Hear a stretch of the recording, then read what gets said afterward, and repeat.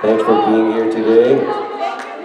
Okay, the fun is over. Hold on, be quiet please. I want you to all do me a favor.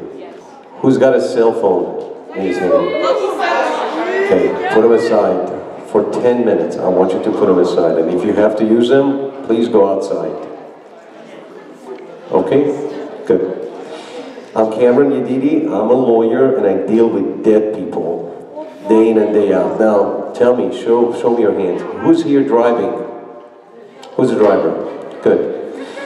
And who's 15? Raise your hand. Great.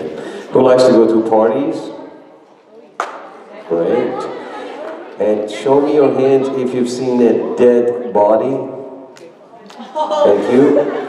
And show me your hand if you ever been to jailhouse, looking at the jails. Okay, great. And show me your hand if you've ever done drugs. You have? Okay, you haven't? Okay, no joke. Let me tell you what's going on, guys.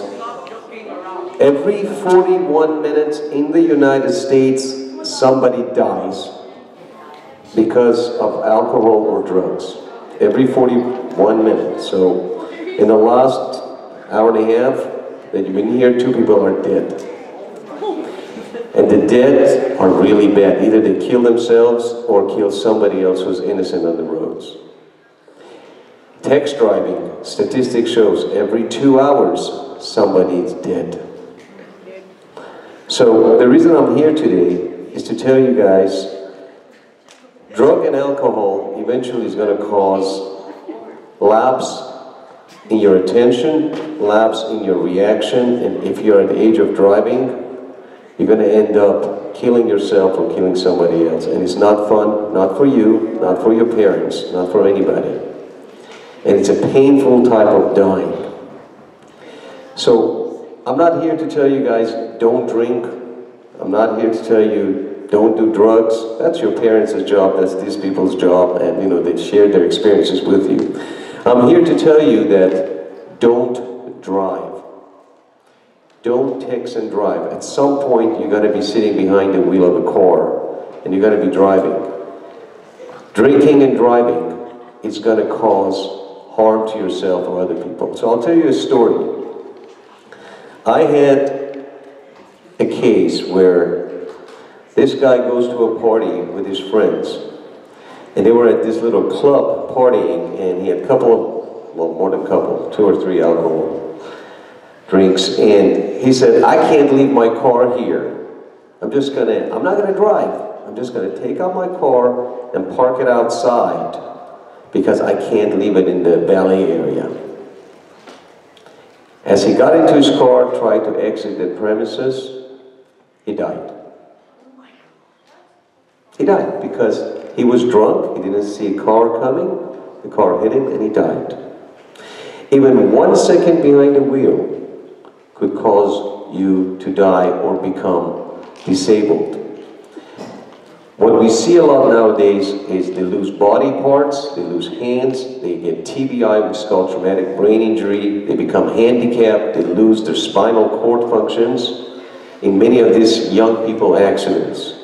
We don't want you there. Now, you're going to come across a lot of parties, a lot of friends, and they want you to drink, and they want you to do alcohol. It's free. Take it, man, it's cool. It's good to be cool. Don't do it. And if they do it, don't get into their cars. They've already talked about all this, and Tehran already covered all this, but I'm going to go a little further with you guys. What I see, some of you are smarter than your parents. I see a lot of parents going to parties. They drink, and they force you to get into their cars, driving home after a party, after they've had alcohol or drugs. The parent who tells you to get into a car is actually endangering himself and you, and I can tell you that parent is not a good parent. You have to be smarter than them. Nowadays, you have to tell your parents, I'm not getting into that car. Stand up and say it. I am not getting to your car, Mom. I'm not getting to your car, Dad. You're drunk, you look bad, you don't feel good, I'm not getting to the car. And if he forces you, the cell phones you just had in your hands, call 911. I do want you to call 911 because you're going to save your life, your parents' life, or somebody else on the road. Tell them I'm not getting into your car. That's number one. Number two, you guys are going to parties. In the parties, a lot of you, I don't know how many of you are familiar, but this water bottles that a lot of you bring to the parties have a lot of alcohol in it, and they start passing it around. If you're not at that age, pretty soon you will be. Don't drink in a party. Now let me tell you what happens. If you're throwing a party at your house, and a couple kids drink, and go outside, something happens to them, guess who's responsible for them? Your parents, because it happened in your house. They drank in your house. I just sued a family because a kid drank in their house and raped another girl. In that house. And guess what's happening? The family who opened their door to have that party is losing their house, their business, their entire life savings. Because I'm suing them. So if you have a party at your house, make sure nobody drinks, and make sure you have security guard there, and make sure if you know that somebody done drug or alcohol in your parents' home, you tell your parents, Mom, Dad, he or she, had alcohol or drugs. Because they need to be careful. Are we clear on that? Okay. Do you love your parents? How many of your parents really work hard for you to go to school? How many of you care if they work hard for you? How many of you would like to see your parents lose their house, their assets, their being, everything they have? Show me. You do? No. You really do? No. You want your parents to lose their house? Okay, so nobody does. Problem we're seeing now, kids, is that drug and alcohol is really, really affecting our community. It doesn't matter you're Jewish, Christian, Muslim, Baha'i, whoever you may be. It's really affecting. So don't hang around drugs or alcohol. Number two, if you know somebody does, report it.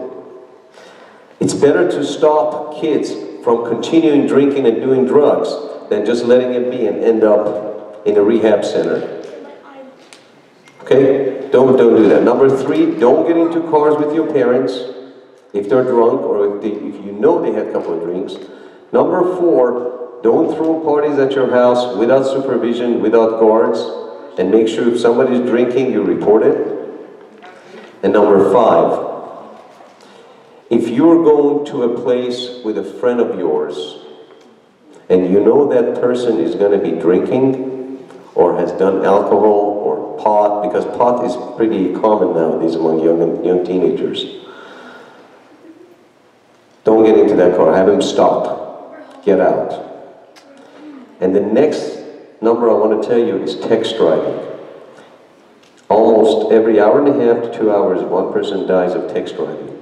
If you're driving 35 to 40 and at 40 miles per hour, you take a look at a text and look back up, you have traveled one football field without looking in front of you.